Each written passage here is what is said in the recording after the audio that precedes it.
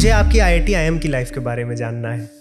आप भी हम लोग की तरह हॉस्टल में मस्ती करते थे? अगर आप मेरे आईआईटी के क्लासमेट से पूछोगे ये कैसा था, वो बिल्कुल अलग बयान देंगे। विराट कोहली कभी रहे होंगे तो उन्होंने भी सपना देखा होगा सचिन तेंदुलकर की तरह बनना है। हमें बाहर से कितनी ग्लैमरस लाइफ लगती हो, लेकिन वो वही जानते होंगे कि वो कितनी मेहनत कर रहे होंगे। तो क्या यही जीवन का पर्पस है? There are only two disappointments in the world. One is to desire a thing and not get it, and the other is to desire a thing and get it. जो पा रहा है उसको ये जल्दी रियलाइजेशन हो रहा है कि पाने में कुछ रखा नहीं है। आपके अंदर आनंद की चाह क्यों है? कहाँ से आई? जीने की इच्छा किसी ने सिखाई क्या? आप वो सर्वज्ञ की संतान हो, इसलिए आप भी सर्वज्ञ होना चाहते हैं। अगर ब्रह्म मैनिफेस्ट भी करा तो वो ब्रह्म भी क्यों है? यद्यपि वो जाना नहीं जा सकता है, किंतु फिर भी लोगों ने उसको जाना है। वेदाहमेतं पुरुषं महान्तमादित्य वर्णं तमसः परस्तात्, श्वेताश्वतर उपनिषद कहता है। ऐसा क्या कृपालु जी महाराज ने आपके साथ किया जो ना वो करते तो आप आज भटकते रहते? उन्होंने कहा, if you have not found a cause in your life that you are willing to die for, your life is not worth living. Consciousness को एक फंडामेंटल अगर हम माने तो क्या हम उसको कभी डिकोड करेंगे? इसका स्पष्ट उत्तर हमारे वेद देते हैं। वेद कहते हैं कि कॉन्शियसनेस कोई तत्व नाम की चीज है ही नहीं। क्या आपने पुनर्जन्म को कभी बैठकर सोचा हो रैशनैलिटी से कि क्यों हो सकता है? श्री कृष्ण ने उसका अकाट्य लॉजिक गीता में दे दिया। देहिनोस्मिन् यथा देहे कौमारम यौवनम जरा।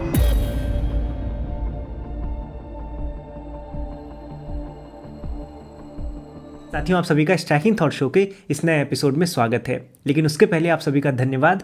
अब हाइपरक्वेस्ट 15 लाख सज्जनों का परिवार हो गया है, जो इस बात को शो करता है कि आज भी हम अपनी भारतीय ज्ञान परंपरा, अपने दर्शनों और विज्ञान को समझना चाहते हैं और आध्यात्मिक ज्ञान से हम अपने जीवन को और भी बेहतर बनाना चाहते हैं। साथियों, मैं वीडियोस 2018 से बना रहा हूँ, लेकिन पिछले 2 सालों में हम 0 से 15 लाख पहुंचे हैं। इसके लिए मैं परमेश्वर को और आप सभी को धन्यवाद करता हूँ। और साथियों, ये आनंद का विषय है, इसलिए हम हमारे शिक्षणम ऐप पर जितने भी कोर्सेज हैं सब पर 30% का डिस्काउंट भी दे रहे हैं। हम ज्ञान उत्सव मना रहे हैं। तो अगर आपको संस्कृत भाषा सीखनी है, उपनिषदों को समझना है, दर्शनों के जटिल कॉन्सेप्ट्स को सरल भाषा में आधुनिक दृष्टिकोण से समझना है, तो आप हमारे शिक्षणम ऐप पर जुड़ सकते हैं। और साथियों, ये माइलस्टोन है, इसलिए हम अपने प्रत्येक कोर्स को और भी एडवांस बना रहे हैं और भी इम्प्रूव कर रहे हैं। जैसे हमने अपने संस्कृत के कोर्स में आजीवन काल के लिए आपको वीकली लाइव सेशंस दिए हैं, जिसमें आप आचार्य से डायरेक्ट जुड़कर अपने प्रश्नों के उत्तर पा सकते हैं। इसी के साथ साथ अब हम फ्री मटेरियल्स भी दे रहे हैं, जैसे कि हम आपको शब्दकोश दे रहे हैं, प्रैक्टिस शीट्स दे रहे हैं, जिसके माध्यम से आप न केवल सीखें बल्कि ये भी असेस कर पाएं कि आप कितना सीखे हैं। और साथियों, अब तो शिक्षणम पर भी 1 लाख विद्यार्थी होने वाले हैं, जो हमारे और आपके लिए बहुत महत्वपूर्ण उपलब्धि है। तो मैं शिक्षणम ऐप की और वेबसाइट की लिंक नीचे डिस्क्रिप्शन बॉक्स और कमेंट सेक्शन में दे रहा हूं। आप अवश्य जुड़ें, क्योंकि अगर आप अभी जुड़ेंगे तो न केवल आपको आर्थिक लाभ होगा, बल्कि आप संस्कृत के उत्कृष्ट ग्रंथों को समझ भी पाएंगे। और साथियों, जो आज का पॉडकास्ट है वो भी बहुत कुछ सिखाने वाला है, क्योंकि आज के समय में सफलता की जो परिभाषा है वो बहुत धूमिल हो गई है। हमारे सामने सोशल मीडिया है, हमारे सामने बहुत ढेर सारे लोग हैं जो आज दिखावे में जी रहे हैं।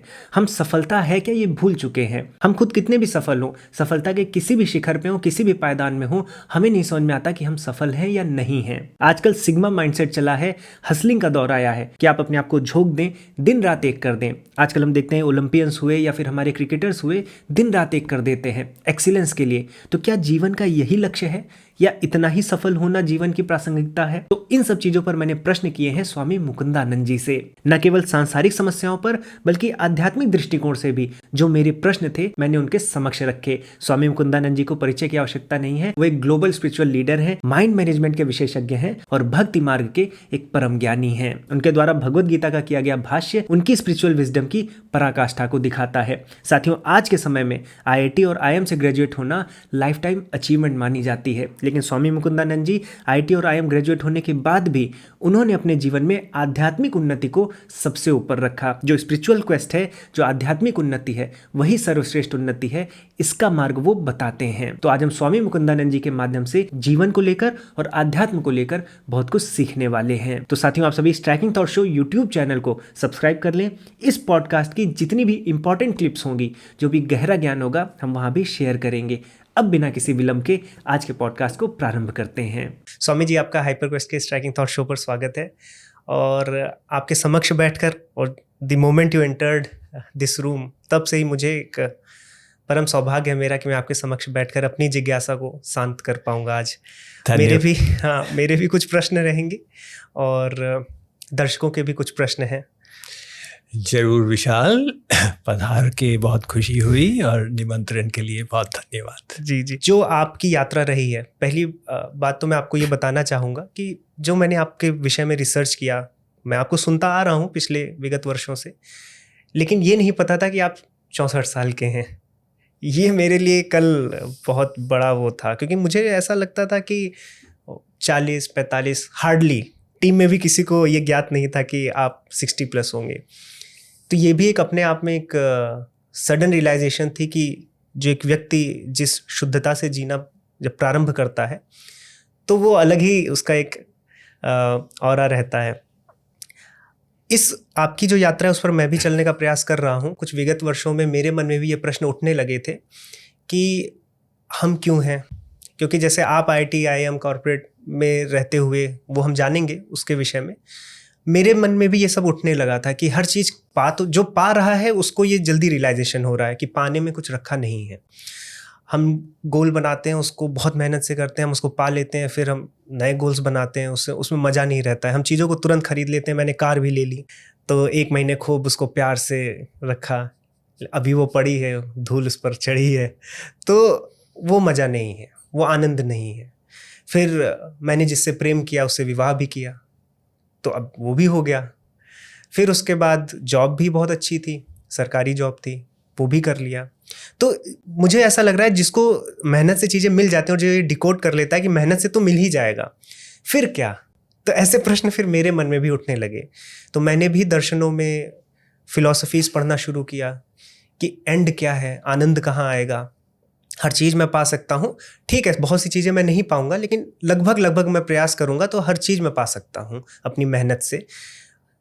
जब दर्शनों और फिलॉसफीज़ को पढ़ा, उस अंतिम सत्य को जानने का प्रयास किया, तो लगभग सभी दर्शन उसी तरफ ले जाते हैं। उनका स्ट्रक्चर अलग हो सकता है लेकिन ले जाते वहीं पर हैं। फिलॉसफीज़ ईस्टर्न भी पढ़ी, वेस्टर्न भी पढ़ी। विज्ञान से बैकग्राउंड था तो विज्ञान से भी समझने का प्रयास किया, लेकिन ये समझ में आ गया कि वो जो अल्टीमेट रियलिटी है वो हमारी परसेप्शन के परे है, वो हम समझ नहीं सकते हैं। विज्ञान में भी आफ्टर ये क्वांटम फिजिक्स के बाद से हमें ये सब चीज़ें पता चलने लगी कि ये परसेप्शंस के परे ही है। इसीलिए अनिर्वचनीय, अकल्पनीय, निर्गुण, निराकार ब्रह्म की भी बात वेद करते हैं।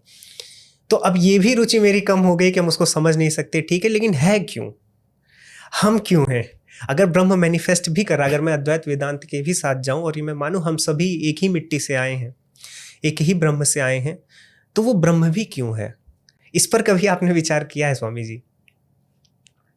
देखिए, होता क्या है, जब हम परम सत्य की खोज से प्रेरित उसे जानने का प्रयास करते हैं तो हमारी बुद्धि सूक्ष्म होती जाती है, और वो सूक्ष्म होते होते एक ऐसा पॉइंट आता है कि जब गुत्थी सुलझती नहीं है तो निराशा आ जाती है और व्यक्ति क्वेश्चन करता है, परम सत्य है क्या?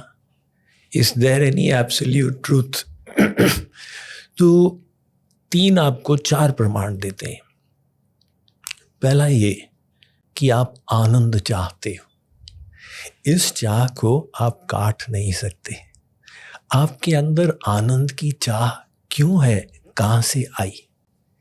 इसका उत्तर हमारा वेद देता है कि वो जो परम सत्य है वो आनंद सिंधु है। आनंदो ब्रह्मेति व्यजानात। आनंद सिंधु के आप एक बिंदु हो, इसीलिए आपके अंदर आनंद की इच्छा है। दूसरी बात, आपके अंदर जीवन की इच्छा है। ये जीवन की इच्छा कहाँ से आई? इसको कहते हैं जीवेशना। कोई कितना भी बीमार क्यों ना हो जाए, हॉस्पिटल में पड़ा हो, बेड रिडन हो, वो भी कहता है डॉक्टर साहब मैं मरूंगा तो नहीं। तो जीने की इच्छा किसी ने सिखाई क्या? ये आत्मा के अंदर स्वतः है। उसका कारण क्या है कि वो जो ब्रह्म है वो सनातन है, अनादि से अनंत काल तक। आप उस ब्रह्म के अंश हो तो आप भी उसके समान सनातन होना चाहते हो। तीसरी चीज, आपके अंदर ज्ञान की पिपासा है, जानना चाहते हैं, तो ये पिपासा भी सहज है। और उसका कारण यह है कि ब्रह्म सर्वज्ञ है, अखंड ज्ञानात्मक। आप वो सर्वज्ञ की संतान हो, इसलिए आप भी सर्वज्ञ होना चाहते हैं। तो आपके अंदर जो अज्ञान है ये आपके लिए अस्वाभाविक प्रतीत होता है, आप उसको हटाना चाहते हो। तो आपकी आत्मा ही आपको प्रेरित करती है कि मुझे उस सत्य को जानना है और उसको पाना।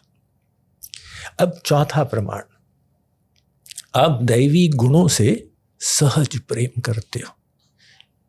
संसार में कोई झूठ से प्रेम कर ही नहीं सकता है, भले वो लाख झूठ बोलता हो स्वयं, आप उसको झूठ बोलेंगे उसको खराब लगेगा। तुमने मुझे झूठ बोला, रवि तुम तो दिन में 10 बार बोलते हो, मैं बोलता हूं मुझे कोई झूठ ना बोले। इंग्लिश में इसे कहते हैं ऑनेस्टी अमंग्स थीव्स। डाकुओं का जो नेता है उसको कोई गैंग का मेंबर झूठ बोले, कहता तुम मुझे झूठ बोल रहे हो। भीतर से हम चाहते हैं दूसरे लोग हमारे साथ सत्य का व्यवहार करें, धर्म का करें, करुणा का करें। क्यों? ये उस ब्रह्म के गुण है और उनसे सब जीवों का स्वतः प्रेम है। अब प्रश्न ये है कि आप उसको पा क्यों नहीं रहे? क्योंकि आपका प्रयास बुद्धि के आधार पर हो रहा है। बुद्धि से आप उसको जानना चाह रहे हो और आपने स्वयं कहा है कि वो तो अनिर्वचनीय है। बुद्धि की एक सीमा होती है और ब्रह्म अनेक विरोधी धर्मों का अधिष्ठान है। ऐसा कहना कि वो निराकार ही है, ये उसको सीमित कर देने वाली बात। यदि वो सर्वशक्तिमान है, उसके अंदर साकार बनने की भी शक्ति है। तो इसलिए हमारा उपनिषद कहता है कि वो दूर से दूर भी है, समीप से समीप भी है, वो सर्वव्यापक भी है, अंदर भी बैठा है, अपने दिव्य धाम में भी रहता है, कठोर से कठोर भी हो जाता है महाप्रलय काल में, और भक्ति के सामने कोमल से कोमल भी हो जाता है। तो ब्रह्म को जानने का उपाय क्या है? उपनिषद ही बताता है कि यद्यपि वो जाना नहीं जा सकता है, किंतु फिर भी लोगों ने उसको जाना है।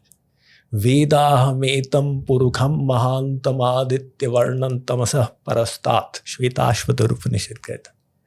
यहाँ तक कि तमेव विदित्वा ति मृत्युमेति न अन्यः पंथा विद्यते यनाय, उसको जानकर ही भवसागर को पार कर सकोगे और कोई तरीका है ही नहीं। तो उसको कैसे जाना जाएगा? वेद कहता है उसकी कृपा अपेक्षित है। यमे वैश वृणुते तेन लभ्यस तस्यैष आत्मा विवृणुते तनुग्वं स्वाम। तो आपने अपने बल से जो प्रयास किया, अब आप विचारधारा में ये लाओ कि उनकी कृपा कैसे ग्रहण हो, और तब ये समझ में आएगा कि उसके शरण में जाना होगा, है ना। तो आपने शास्त्र अध्ययन किया, आपने बार बार बार बार देखा है कि शास्त्र कहते हैं शरणागति करो, शरणागति करो। वो शरणागति करने से जब कृपा होगी तो ब्रह्म का अनुभव होगा, तब आप कहेंगे अच्छा अब समाधान होने लगा। जैसा कि स्वामी जी आपने बताया कि ज्ञान मार्ग पे तो बढ़ा जा सकता है, लेकिन अंततो गत्वा आप जाकर भक्ति पर ही शरणागति जो आप बता रहे हैं, इनफैक्ट जगत गुरु आदि शंकराचार्य भी अंत में भक्ति मार्ग पर आ ही गए थे।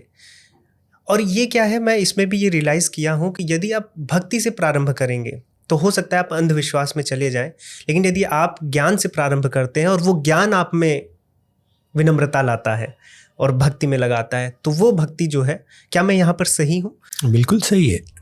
ज्ञान से भक्ति की उत्पत्ति होती है। देखो, मान लो आपको एक अंगूठी मिली और आपको ज्ञान नहीं है उसका मूल्य क्या, आप सोचते हो भाई आर्टिफिशियल ज्वेलरी है, तो उससे कोई प्रेम नहीं है। और अगर आपको पता चल गया कि ये तो असली हीरा है 10 लाख का, ऑटोमेटिक प्रेम हो जाएगा। इसी प्रकार से भक्ति में ज्ञान की बहुत आवश्यकता है। यहाँ तक कि रामचरितमानस में तुलसीदास जी ने लिख दिया, सोहन राम प्रेम बिनु ज्ञानु कर्ण धार बिनु जिमी जल यानु। भाई देखो, बिना ज्ञान के भगवान से प्रेम नहीं होगा। तो ज्ञान हमको 3 प्रकार का चाहिए। पहला, भगवान के महात्म्य का ज्ञान, वो कौन है। जितना वो ज्ञान पर विश्वास होगा उतनी भक्ति करनी नहीं पड़ेगी, वो ऑटोमेटिक होती चली जाएगी। जाने बिनु न होई परतीति, बिनु परतीति होई नहीं प्रीति। भक्ति तब होगी जब विश्वास होगा, विश्वास तब होगा जब ज्ञान होगा। तो ज्ञान प्राप्ति भक्ति में आवश्यक है। नंबर 1 महात्म्य ज्ञान, नंबर 2 संबंध ज्ञान, उस ब्रह्म से मेरा क्या संबंध है। अब आपको पता चल गया, मान लो अपने पिता से बिछड़ गए थे और किसी ने बता दिया ये आपके पिता हैं, उस संबंध ज्ञान से प्रेम हुआ, है ना। तो हमारा उस ब्रह्म से क्या नाता है। और तीसरा है सेवा ज्ञान, कि हमारा लक्ष्य क्या है। प्रेम का स्वरूप होता है देना देना, सेवा करना।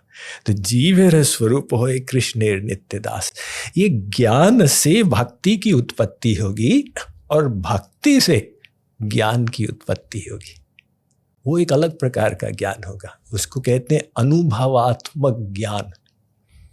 तो देखिए, भागवत में सूत जी से शौनक आदिक ने प्रश्न किया था कि ये कलयुग में क्या साधन है कल्याण का।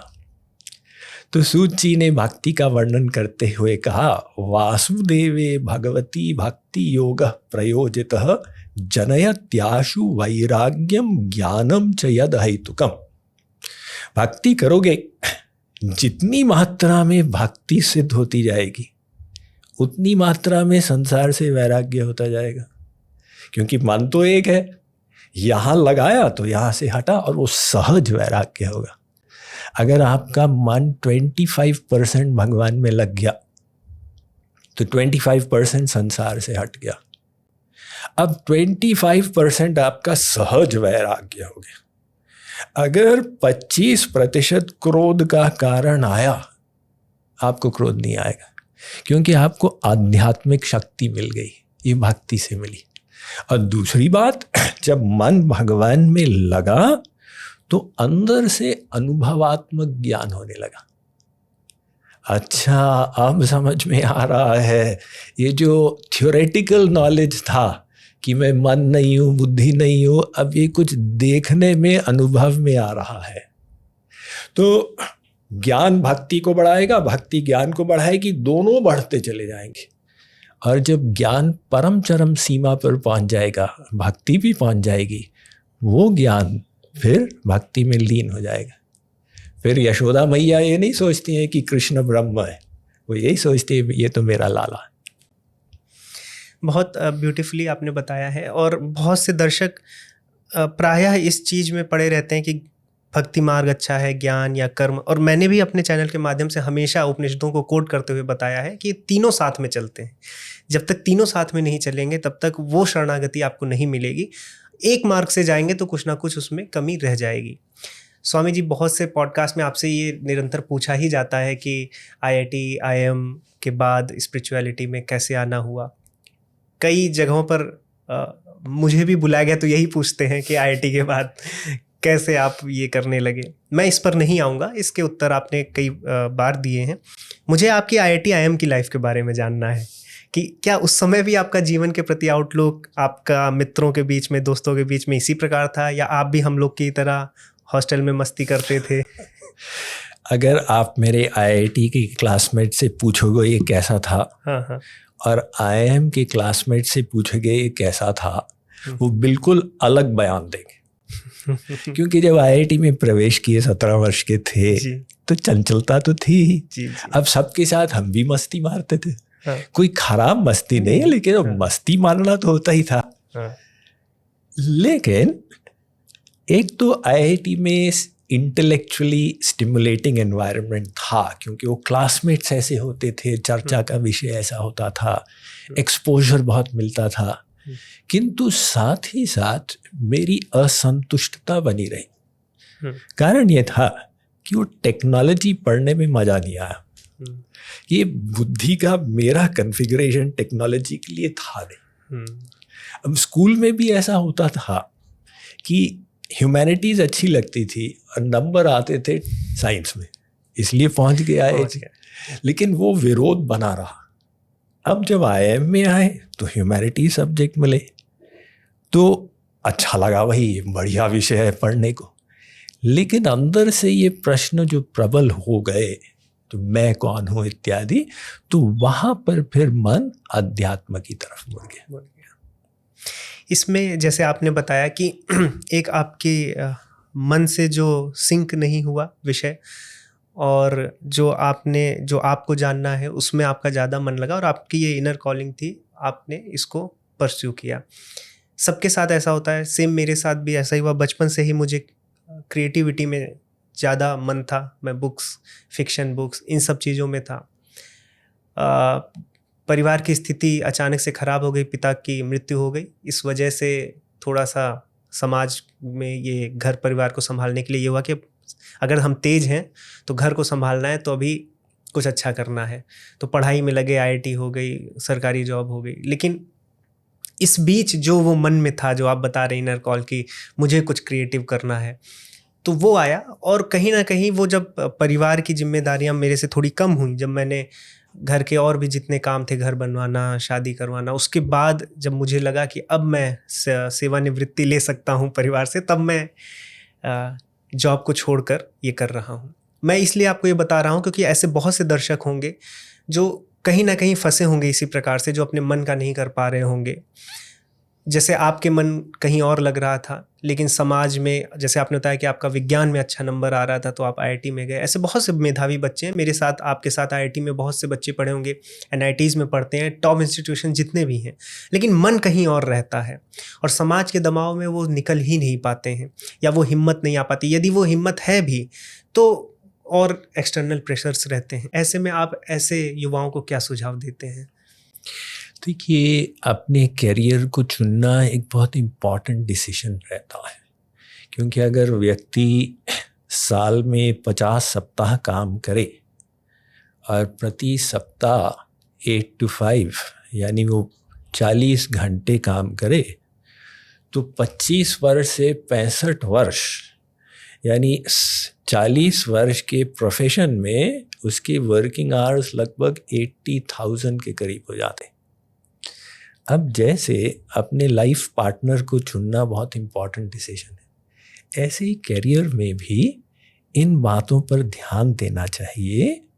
लोग बाहर की चमक धमक को प्रायोरिटाइज कर देते हैं कि सैलरी कितनी है, पोस्ट कैसा होगा।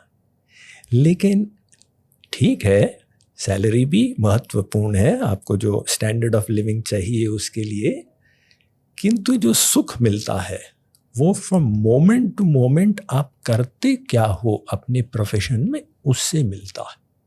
तो वो एन्जॉयबल होना चाहिए आपकी प्रवृत्ति के अनुसार।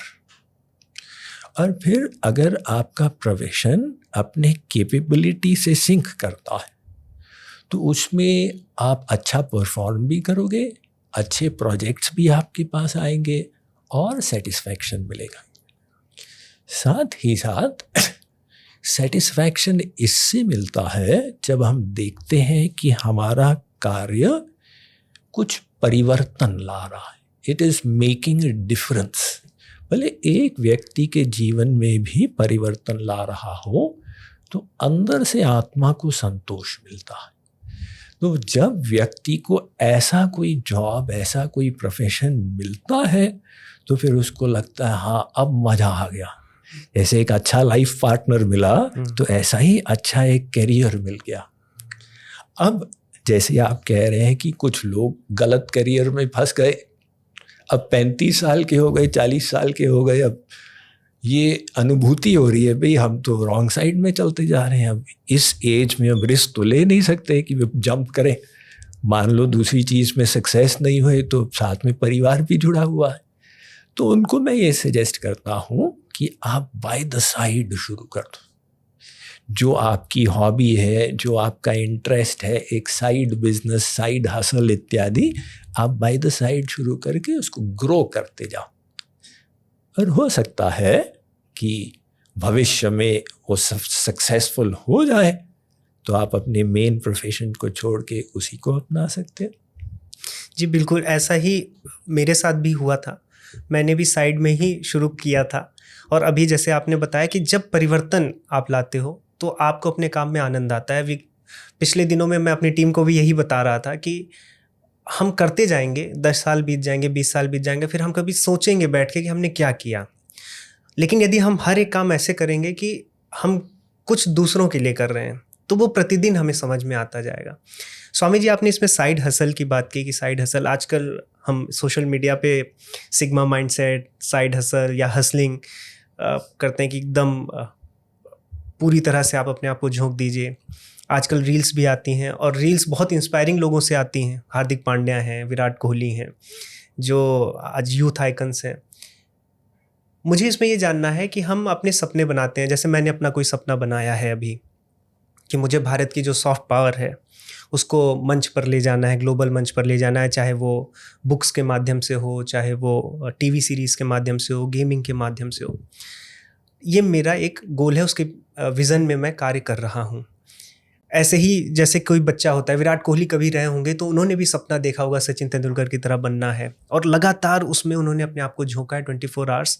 हमें बाहर से कितनी ग्लैमरस लाइफ लगती हो, लेकिन वो वही जानते होंगे कि वो कितनी मेहनत कर रहे होंगे, और लगातार उतार चढ़ाव होता है। एक्सीलेंस के लिए सब लोग लगे रहते हैं। ओलंपियंस होते हैं, वो 3-4 ओलंपिक्स लग जाते हैं, फिर गोल्ड आता है। तो 20-20 साल, 25-25 साल लोग लगा देते हैं। तो क्या यही जीवन का पर्पस है या ये नहीं है? तो फिर तो मैं विराट कोहली या फिर कोई छोटा व्यक्ति भी, छोटा इन द सेंस नहीं, उसके ड्रीम्स के जो परिधि है, तो सभी अपना जीवन बर्बाद कर रहे हैं अगर ये पर्पस नहीं है जीवन का। विशाल, कुछ लोग ऐसे हैं जिन्होंने जीवन का लक्ष्य ही निर्धारित नहीं किया, तो एक बिना सोच के समझ के भागते चले जा रहे हैं।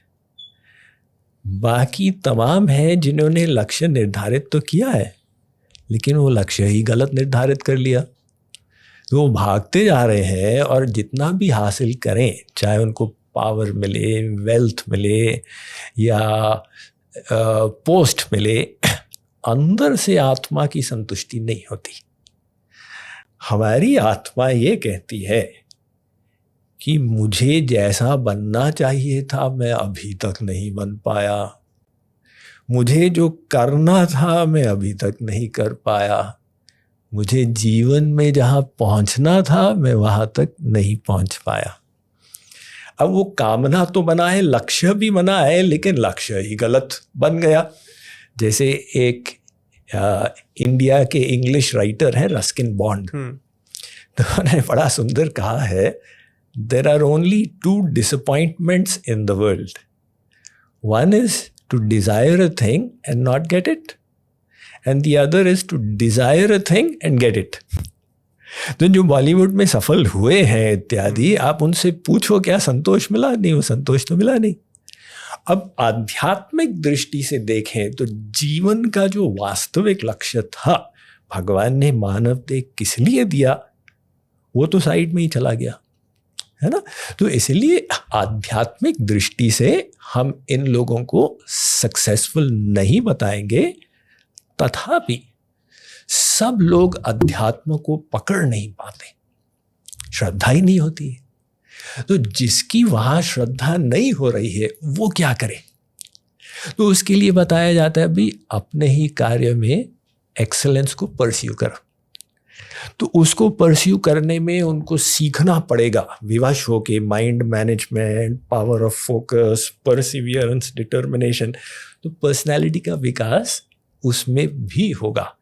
जैसे कहते हैं ना, something is better than nothing, कुछ न करने से कुछ करना अच्छा। तो यहाँ पे आध्यात्मिक ज्ञान से लाभ ये होता है कि हम अपना जीवन का लक्ष्य सही सही निर्धारित कर पाते, तो अति आवश्यक है।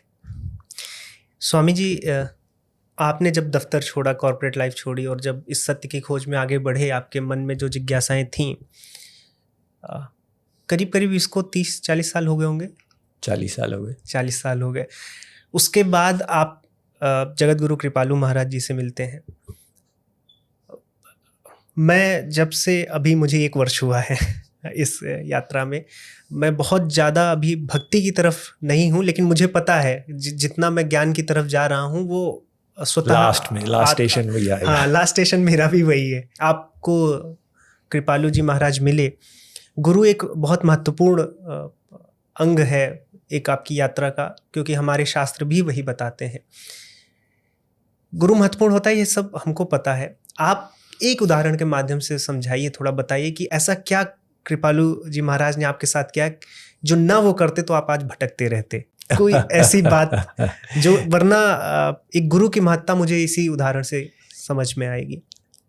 इस यात्रा में मेरा दृष्टिकोण कुछ एक अलग रहा है, क्योंकि संन्यास लेने के 5 वर्ष के पश्चात श्री कृपालु जी, जगत गुरु श्री कृपालु जी महाराज के शरण में पहुंचा, तो रास्ते में शिक्षक अनेक मिले। अब जैसे IIT IIM में ही अपराविद्या सीखने का अवसर मिला, मतलब मटेरियल साइंस, हाँ। है ना।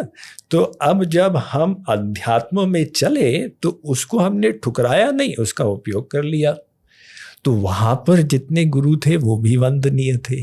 संन्यास लेने के बाद हम जिन जिन आध्यात्मिक शिक्षकों के पास गए, उनकी शरणागति किए, उनसे भक्ति सीखे, उनका सानिध्य मिला, तो हमेशा उनके प्रति आभारी रहते हैं।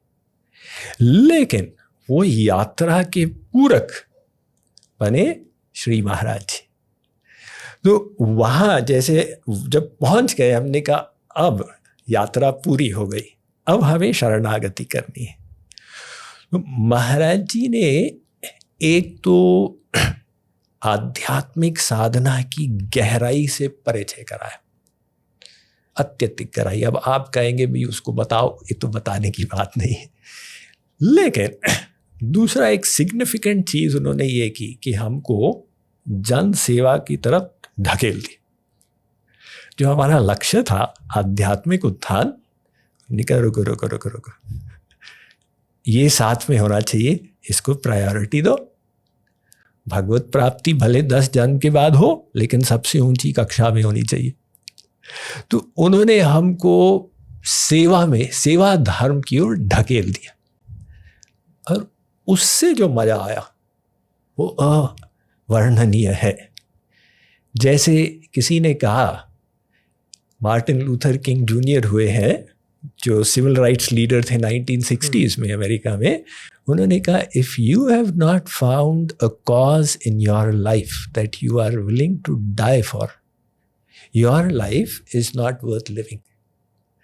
जीवन का असली रस तब आता है जब व्यक्ति को एक श्रेष्ठ लक्ष्य मिलता, अपनी तुच्छता से ऊंचा, जिसमें उसका पूरा विश्वास हो जाता है और उसके प्रति वो समर्पित हो जाता है। तो बस, हाँ, जैसे आप कह रहे थे ना भी, आपके एक लक्ष्य आपको मिला है, तो उसी में जीवन का आनंद है, और वो हमको कृपालु जी महाराज से मिला। यदि गुरुजी आपको ना मिले होते तो आप क्या कर रहे होते? भक्ति तो हम पहले भी कर रहे थे जी, लेकिन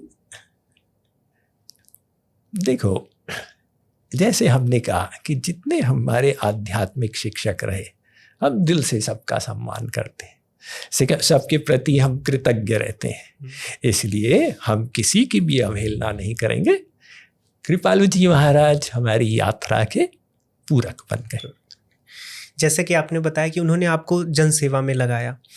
मैं गौतम बुद्ध जी के बारे में पढ़ता हूँ, भगवान बुद्ध जी के बारे में, उनको इनलाइटनमेंट हो गई थी, लेकिन फिर भी वो वापस आकर वो ज्ञान दूसरों को दिए, क्योंकि वहाँ पे भी ये बताया जाता है कि आपको केवल भव सागर पार नहीं जाना, आपको लेकर भी जितनों को ले जा सके आप लेके जाएं। तो ये मैं रेजोनेट करता हूँ इस आपकी जो यात्रा रही है।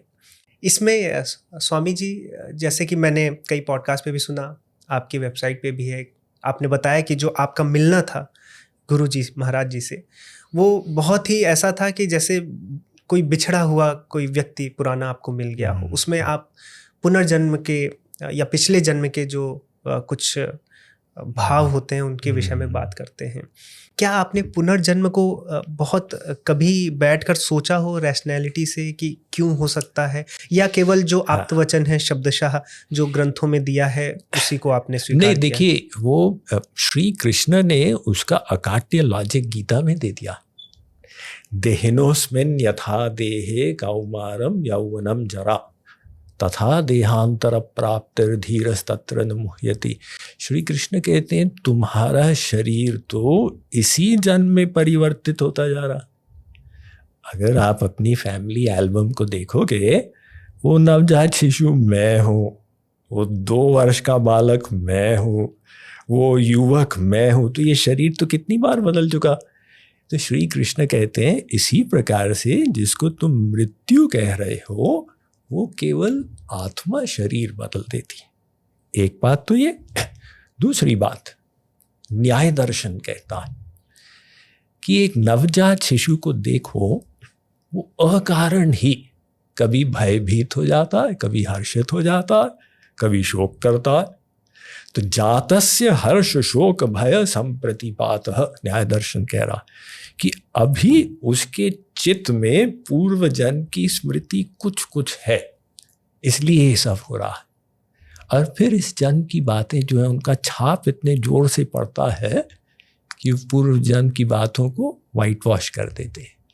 फिर भी समय समय पर ऐसा अनुभव हो जाता, अरे ये बात तो पहले कहीं हुई है। उसको फ्रेंच में कहते हैं déjà vu। तो व्यक्ति को लगता है भाई ये कैसे, ये तो पहली बार स्थिति में आ रहा हूँ लेकिन इतनी फेमिलियर क्यों लग रही है। क्योंकि हमारा जो चित्त है, जो सबकॉन्शियस है, वो एक जन्म का नहीं है, वो अनेक जन्मों का है। आपने कृपालु जी महाराज से मिलन की बात कही, उन्होंने अब उस समय तो मिल लिए, उन बुलाए पढ़ाए, तो ऐसे कैजुअली किसी को रिमार्क करने लगे कि इसने मुझे ऐसे पहचाना जैसे एक बच्चा माँ को पहचानता है। मतलब अंदर से इतनी तीव्र श्रद्धा हो गई, कोई संघर्ष की बात नहीं थी। अरे ये तो पर्सनालिटी है जिनको हम खोज रहे थे। तो उन्होंने जब वो मिल के चले गए तो किसी ने, उनके सत्संगी ने कहा तुम उनको चिट्ठी भी लिख सकते हो। उस समय उनका सत्संग छोटा होता था, तो हमने चिट्ठी लिखी। तो उन्होंने चिट्ठी वापस लिखी, उन्होंने कहा तुम तो मेरे ही थे, लेकिन थोड़ा समय बीत गया और फिर मिले। स्वामी जी, आप अभी हम भगवत गीता पर हम तो जब भी भगवत गीता रिफ़र करते हैं तो आपका ही कमेंट्री पढ़ रहे होते हैं। तो भगवत गीता में हम कर्म योग की बात करते हैं, कर्म संन्यास योग की बात करते हैं, भक्ति योग की बात करते हैं। आप के विषय में जब मैं जाना तो जेके योग के बारे में मैंने जाना, जगत गुरु कृपालु जी महाराज योग जो है, तो इसके विषय में बताएं कि ये योग क्या है। सही बात है। क्योंकि कर्म योग भी मैं आपसे सीखा हूँ, भक्ति योग भी आपसे सीखा हूँ, मुझे ये इस विषय में देखिए इसका मैं आपको बैकग्राउंड बताता हूँ। मैंने तो श्री महाराज जी से जो सीखा भक्ति योग वही लोगों को सिखा रहा था। 2006 में पूरे भारतवर्ष में योगा की लहर चल पड़ी और पाश्चात्य देशों में भी। तो वो जो योगा इतना प्रसिद्ध हो गया पाश्चात्य देशों में, भारत से कम नहीं बल्कि ज़्यादा ही, हर शहर में योगा स्टूडियोज के अंबार खुल गए। तो महाराज जी ने मुझे बुलाया और कहा देखो ये लोग क्या कर रहे हैं, वो अष्टांग योग के जो तीसरी सीढ़ी है आसन, यम नियम आसन, वो आसन को निकाल के उसको योगा के रूप में सिखा रहे हैं। अब संस्कृत के आप विद्वान हैं, योगा शब्द तो हमारे शास्त्रों में है नहीं, हमारे शास्त्र में योग शब्द है और योग का मतलब है जोड़ना, है ना। तो इस संदर्भ में संयोगो योग इत्युक्तो जीवात्मा परमात्मनो, जीवात्मा की चेतना परमात्मा से जुड़े, ये असली योग। योग के लिए मन का महत्व है। फिर भागवत कहती है एतावान योग आदिष्टो मच्चिष्यै सनकादिभिः सर्वथा मन आकृष्य मय्यद्धावेशते यथा। योग का मतलब क्या है, सब जगह से अपने मन को हटा के भगवान के चरणों में लगाओ। तो महाराज जी ने मुझे आज्ञा दी कि भाई देखो, तुम असली योग सिखाओ, यानी वो योगा के साथ साथ भक्ति को जोड़ के सिखाओ, और पहले स्वयं सीखो। तो 4 योग पीठों में मैं गया।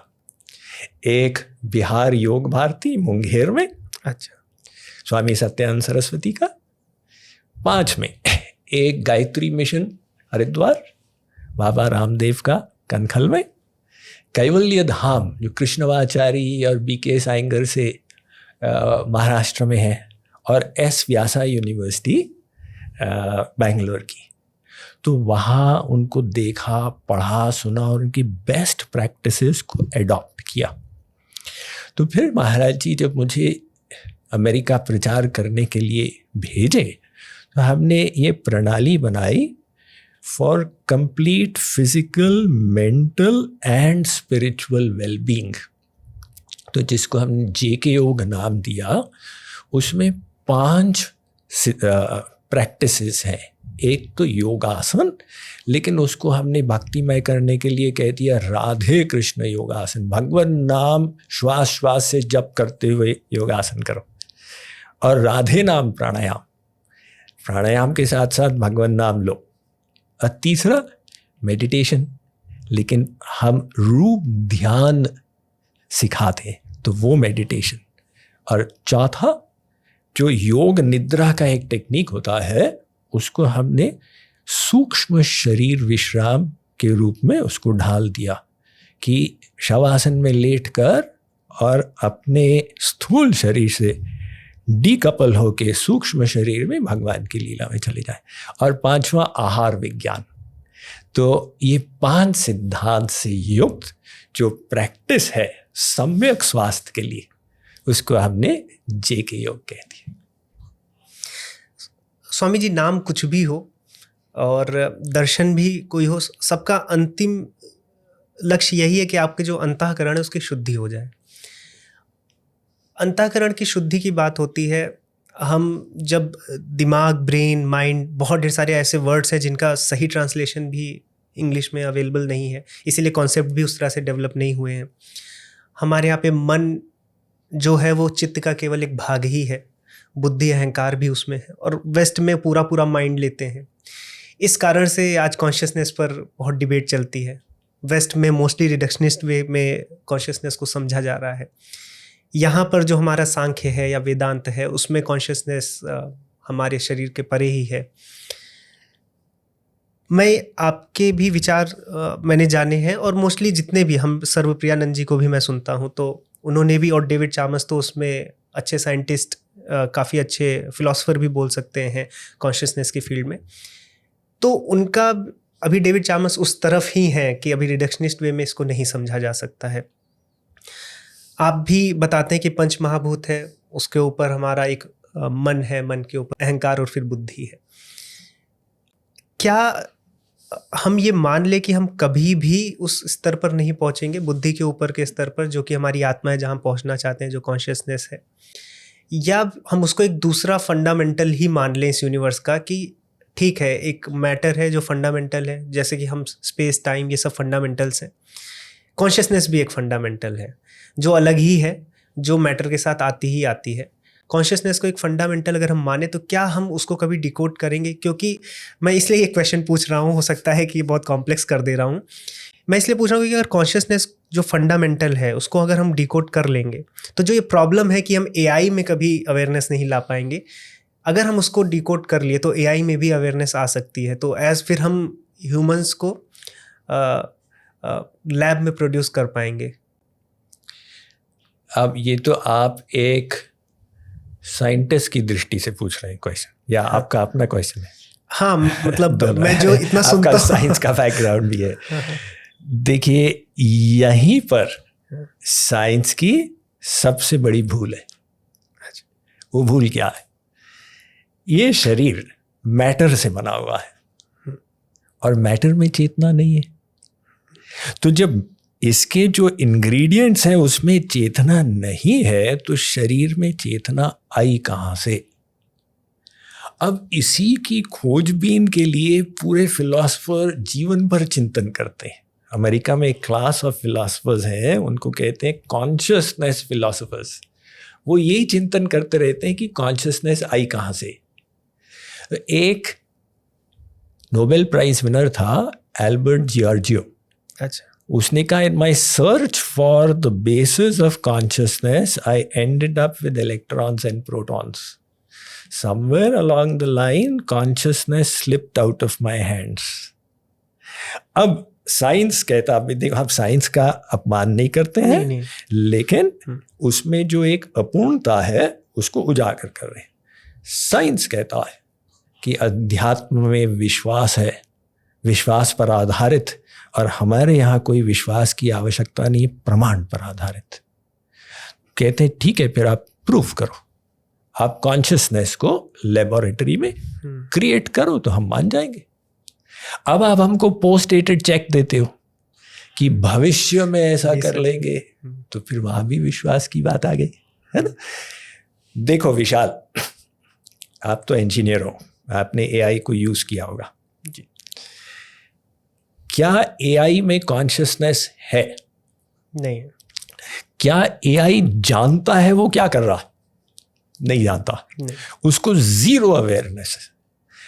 अवेयरनेस यानी लाइफ, यानी जीवत्व, ये आता कहाँ से है? तो इसका स्पष्ट उत्तर हमारे वेद देते हैं।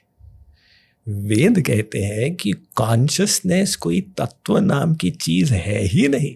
अच्छा। कॉन्शियसनेस तो तत्व का लक्षण है। वो तत्व है आत्मा। आप आत्मा हो, आप मिट्टी नहीं हो, आप शरीर नहीं हो, है ना। आप अजर हो, आप अमर हो, आप आत्मा हो, आप परमात्मा के अंश हो। चेतना आपकी आत्मा में है और आत्मा से शरीर में आई।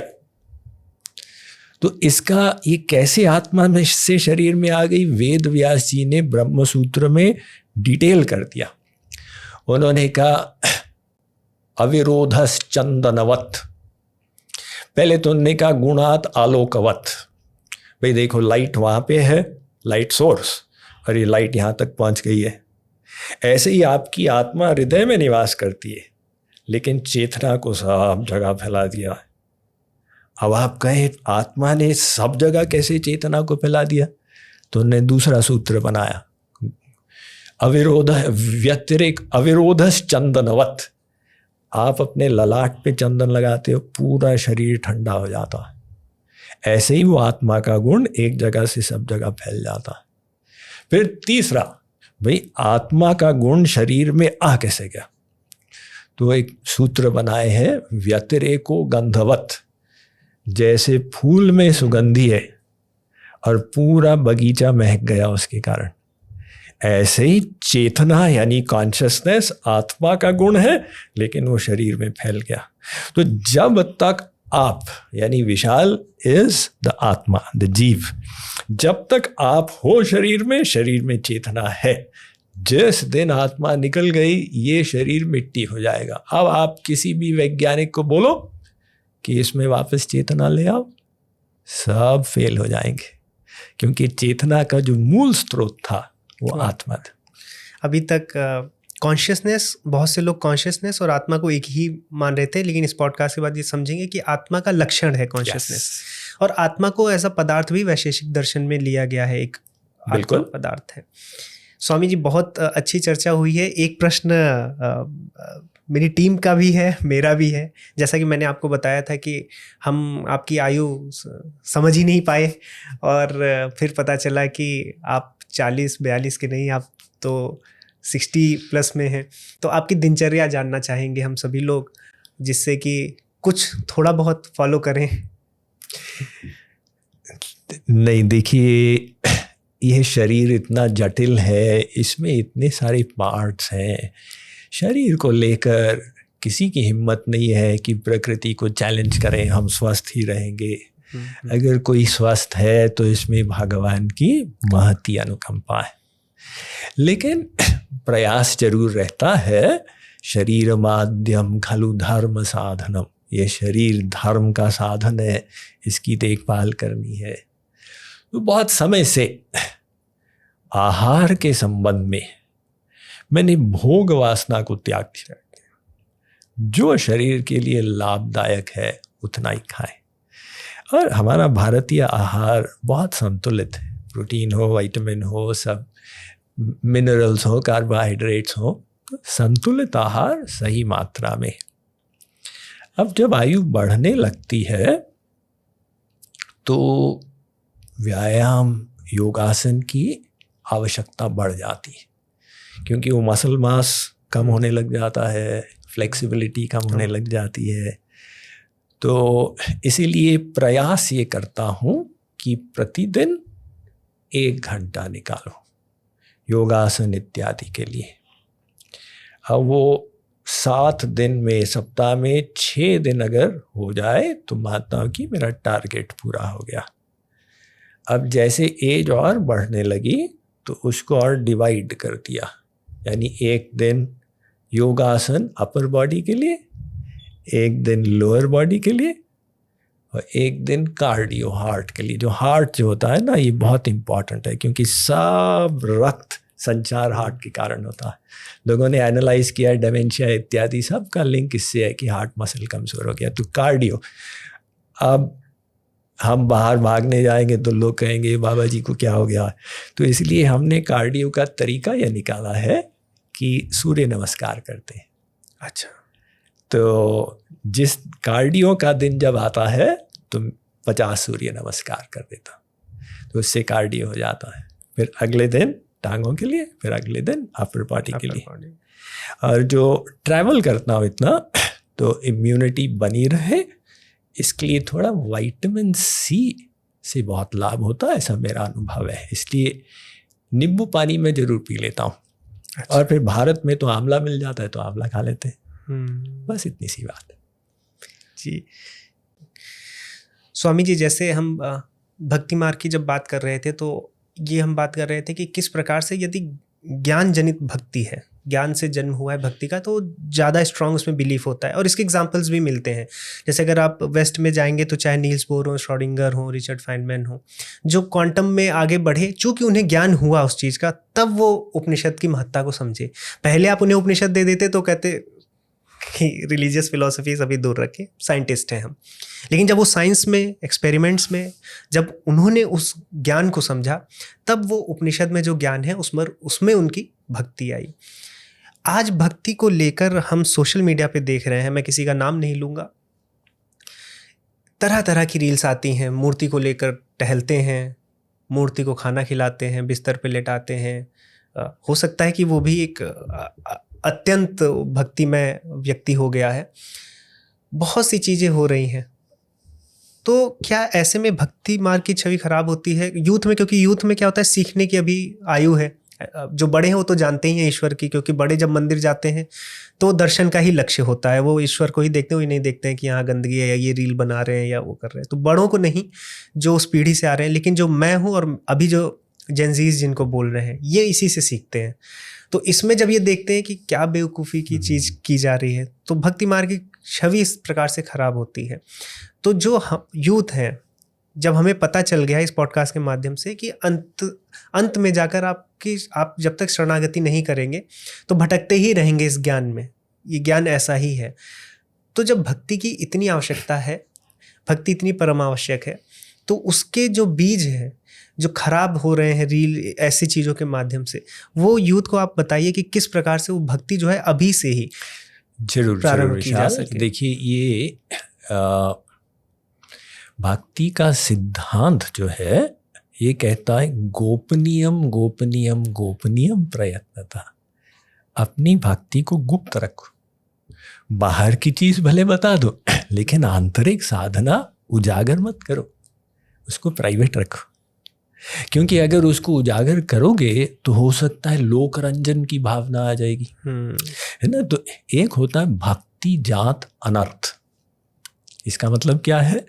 भक्ति करने से अंतःकरण गंदा हो गया।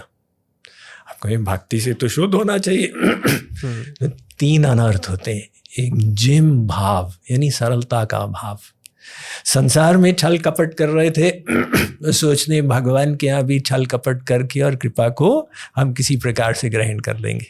भूल जाते हैं कि भगवान तो अंदर बैठा हुआ है, अंदर से ठीक होना पड़ेगा। दूसरा है अनृत भाव। अनृत भाव का मतलब दंभ करना, यानी भीतर से कुछ बाहर से कुछ। तो दंभ नहीं आना चाहिए, हमारी पर्सनैलिटी खोखली नहीं होनी चाहिए, सारा सहजता होनी चाहिए, हम जैसे हैं वैसे अपने को व्यक्त कर रहे हैं। और तीसरा है माया भाव, लोक रंजन की भावना। थोड़ी सी भक्ति मिली और उसको इतना बता दिया ताकि लोग कहें अरे भाई ये तो बड़े भक्त हैं, ये तो भक्तराज हैं, है ना। तो ये अगर हम सावधान नहीं रहेंगे तो ये दोष बढ़ जाएंगे। जैसे जब कोई धान की खेती करता है तो साथ ही साथ जंगली घास भी उगने लग जाती है, अब सावधानी से उसको निकालना पड़ता है। ऐसे ही भक्ति अगर हम करें तो इन सब दोषों से बच के रहना चाहिए। इसलिए भक्ति हमारी सही सही चले, इसके लक्षण पर हमें एक सेल्फ अवेयरनेस, आत्म सजगता होनी चाहिए। क्या मेरा मन संसार से हट रहा है? क्या संसारी दोष कम हो रहे हैं? क्या समर्पण की भावना बढ़ती जा रही है? ये असली होगी। तो इसीलिए अपनी भक्ति को गुप्त रखें, अपनी साधना को उजागर न करें, उसको प्राइवेट बनाए रखें।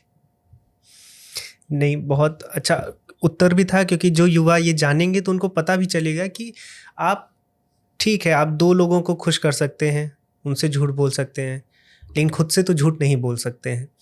जब तक खुद से ही नहीं और खुद के ही मन में रहेगा तो भक्ति भाव कभी आएगा ही नहीं। वो हमेशा, जैसे आपने बताया, लोक रंजन ही बना रहेगा। इसमें अंतिम प्रश्न लेंगे। आप इतना समय दिए हैं, आपके पास समय भी नहीं रहता है स्वामी जी। अंतिम प्रश्न मेरा यही है कि जैसे भगवद गीता पढ़ते ही हैं आप, प्रस्थान त्रयी की बात होती है कि यदि आपको पढ़ना भी है तो अच्छा ज्ञान चाहिए तो आप भगवद गीता है, उपनिषद है, ब्रह्मसूत्र है आदि पढ़ें। भगवद गीता पढ़ते समय एक वृक्ष के विषय में पता चलता है कि जिसमें बताते हैं कि जड़ ऊपर है और वो पत्ते नीचे की ओर बढ़ रहे हैं, जड़ भी नीचे बढ़ती है। 15वें अध्याय में शायद आता है। तो इसके विषय में बताएं, क्योंकि बताते हैं इस वृक्ष के विषय में अगर यदि ज्ञान हो जाए तो आपको संपूर्ण ज्ञान हो जाता है। और हमने ये भी देखा है कि हमारे दर्शनों में, हमारे हिंदू सनातन शास्त्रों में वृक्षों की उपमाएं बहुत दी जाती हैं। प्रत्येक कॉन्सेप्ट को आपको वृक्ष से अवश्य समझाया जाता है। तो ये भी मुझे आपसे समझना है, दर्शक भी इससे समझेंगे तो बहुत लाभ होगा। विशाल, ये है गीता का 15वां अध्याय, पुरुषोत्तम ब्रह्म योग जी। तो उसमें भगवान ने कहा एक वृक्ष है, अब उसको समझना है, उसको ज्ञान से काटना है और उसके मूल स्रोत तक पहुंच के वहाँ शरणागति करनी।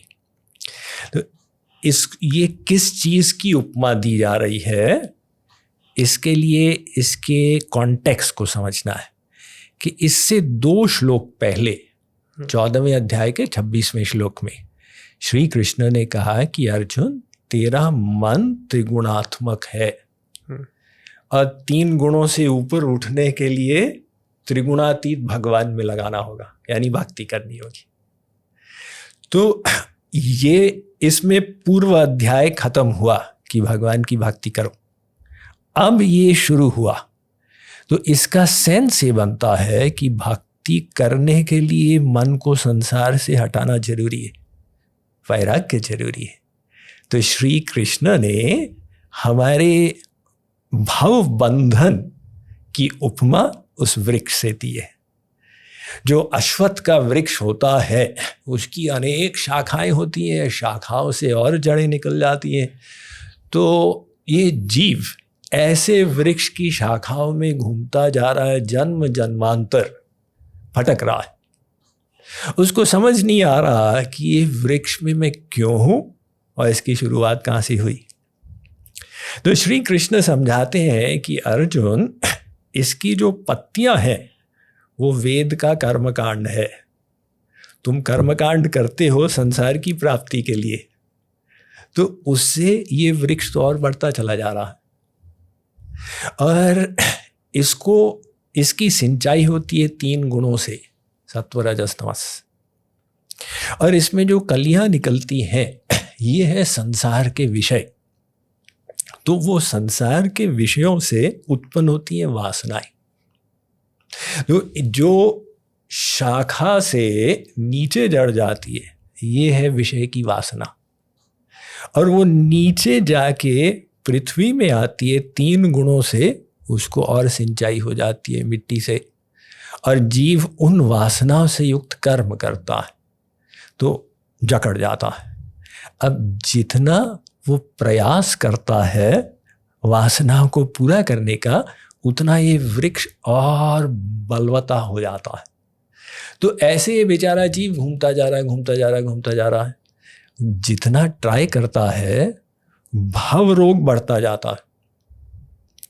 तो श्री कृष्ण ने उसमें कहा है कि देखो अर्जुन, तुमको ज्ञान से इसको काटना है। समझो, अरे भाई इतनी बार इच्छाएं बनाई, इतनी बार पूरा किया, कुछ तो हासिल हुआ नहीं।